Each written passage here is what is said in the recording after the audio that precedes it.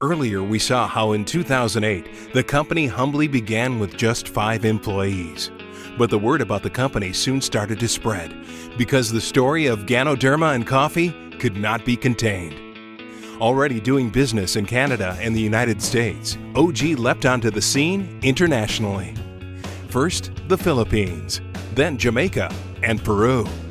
And it was in Jamaica that one of the first major events in OG history took place.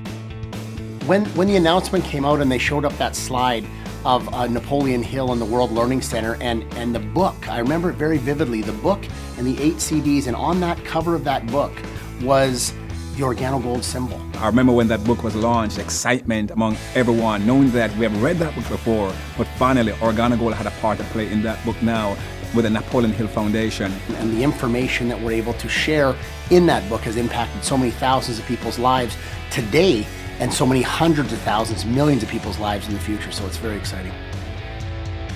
In fact, it was in Jamaica where Crown Diamond John Secturis attended his first event with only $58 to his name. The first event that I've attended was in Jamaica 2009 in September. I had to go.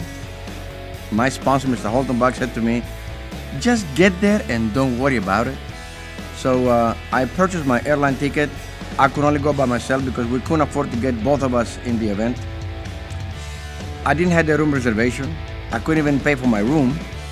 And I went there with only $58. $58 to eat for 4 days. 2009 also marked an historic trip, a lavish, exotic, all-expense-paid trip to China.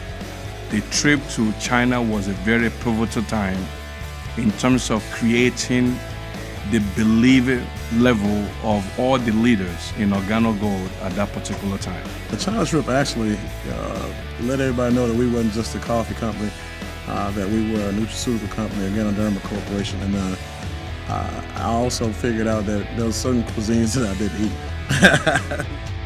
And then, one of the most important milestones in OG's history. It was March 2009, and for the first time ever, an OG Diamond walked across the stage. It was none other than Abby and Renee Aikiola from Houston, Texas. The first, the forerunners, the pioneers. 2009 was an incredible year. From 5 employees to 5 countries, and the very first OG Diamond. But what was to come in 2010 would change everything.